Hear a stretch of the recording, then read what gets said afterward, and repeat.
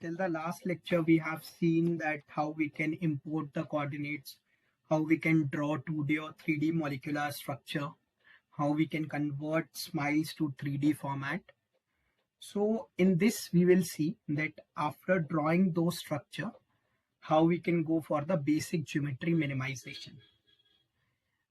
So there are ample amount of calculations which we can make using TmoleX, which is graphical user interface for Turbomole. But we are going to start from very basics, that is geometry optimization. If you wanted to know more about geometry optimization, the basics of global and local minima and how it works, difference between QM and MM. So there is already a course which is uploaded on Kisco Informatics. I will provide a link to it in the description box. You can visit it and check it out. So let's start from a very basic. So first we should be having a geometry or a structure.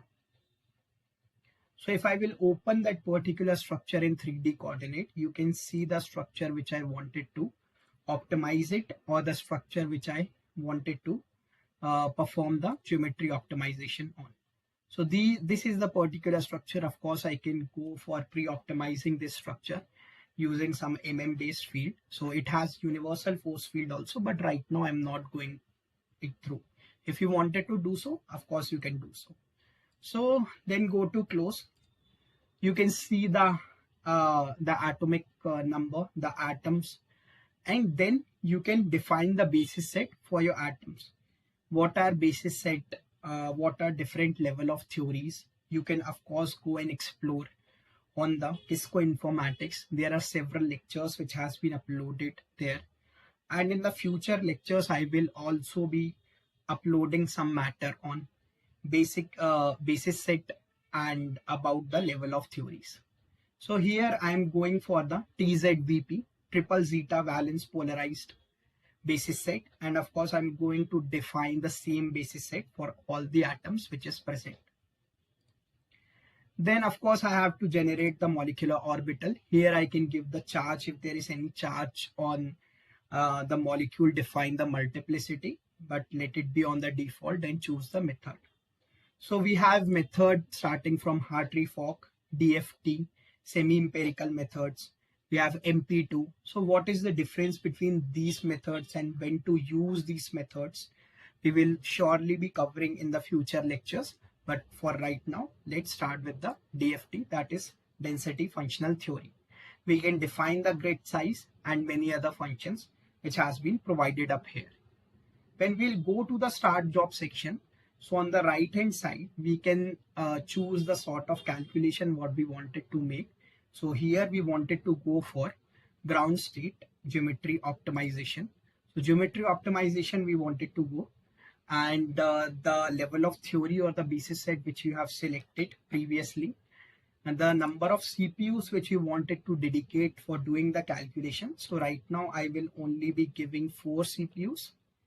And of course, if you are working on a PC and you can dedicate more number of CPUs here, so of course that is possible.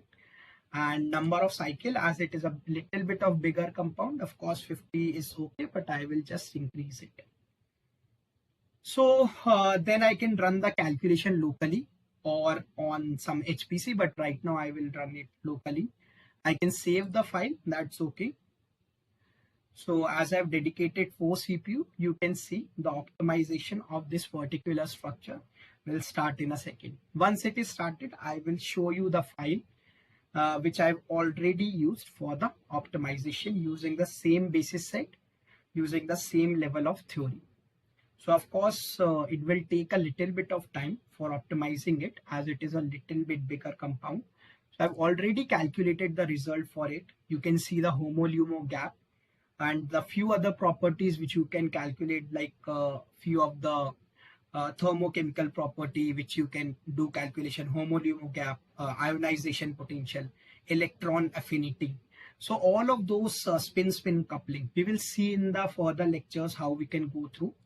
But of course, if I wanted to see how the geometry of the compound has been optimized, you can see the number of cycles or the SCF iteration it took.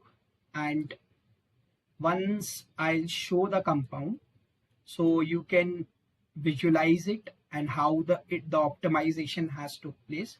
And if you wanted to see any sort of specific conformer, so you can just select it and automatically it will come up. So this is the basic geometry optimization. And if you wanted to explore more, few of the lectures on Kisco Informatics, as I've already told, is uploaded.